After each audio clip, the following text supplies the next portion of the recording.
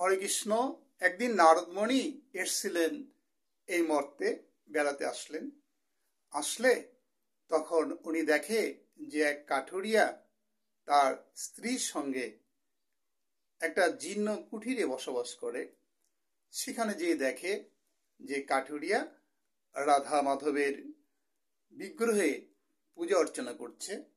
সেখানে ভালো কোনো প্রসাদের ব্যবস্থা নেই, কারণ ওই কাঠুরিয়া তার জীবন চলে কাঠ কেটে যতটা বিক্রি করে যতটা অর্থ পায় তাই দিয়ে উনি অন্ন ব্যঞ্জন কিনে নিয়ে এসে সেগুলো রন্ধন করে রাধা মাধবের সেবা দিয়ে থাকে।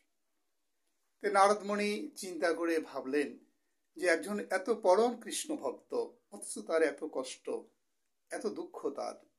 ভগবান বিষ্ণুদেবের কাছে যে বললেন, হে বিষ্ণুদেব, আমি মর্তে যেয়ে দেখেছিলাম এক কাঠুরিয়া, সে কাঠ কেটে প্রতিদিন সে আপনার ভোগ লাগায়, কিন্তু এত কঠিন অবস্থা, যেদিন কাঠ পায় না সেদিন আপনার সেবাও দিতে পারে না, না খেয়ে থাকে। আপনি ইচ্ছা করলে তো কৃপা করে তাকে একটু ধন দান করতে পারেন। তখন ভগবান বিষ্ণুদেব বললেন যে, হে নারদ, আমি যতই ধন দিতে চাই সে নেয় না। কি বলছেন প্রভু, এই জগতে কাউকে ধন দিলে নেয় না, এটা কি করে সম্ভব? নারদ, দেখবে তুমি। নারদকে সঙ্গে করে নিয়ে ভগবান আসলেন মর্তে। কাঠুরিয়া তার স্ত্রীকে নিয়ে কাঠ কাটতে যাচ্ছে বনে। মাঝখানে সোনা, মণি, মুক্তা, হীরা রেখে দিলেন। কাঠুরিয়া ওদিকে দেখে না দেখার মতো করে চলে গেল। যে কাঠ টাট কেটে নিয়ে আসতেছে, এমন সময় যাওয়ার পথে তার স্ত্রী বলছে, ওগো, আসার সময় অনেক সোনা মণি মুক্তা দেখলাম। কাঠুরিয়া বলছে, দেখো, ওগুলো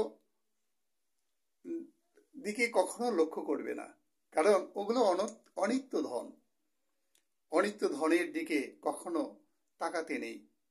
আমি রাধা মাধবের কাছে প্রার্থনা করেছি, যত দুঃখ কষ্টই থাক, হে রাধা মাধব, আপনার চরণে যেন ভক্তি প্রেম যেন থাকে।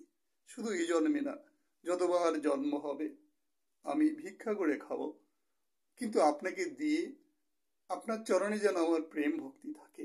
আমি জাগতিক জগতের কোনো ঐশ্বর্য চাই না। নারদ কে বললেন, দেখো নারদ, ওরা দেখেও না দেখার ভান করে গেল, কারণ ভক্ত শুধু আমার চরণ চায়, আমার কৃপা চায়, আমার এই জন্যেই আমি দিতে চাইলেও ওরা নেয় না। যার কারণে বলেছে যে, আবার যদি পাঠাও দয়াল এ ভব সংসারে, একজন কৃষ্ণ ভক্ত মায়ের গর্ভে জন্ম দিও মোর, আমি কাঙ্গাল হব, কৃষ্ণ নামের কাঙ্গাল হব। জয় রাধে রাধে।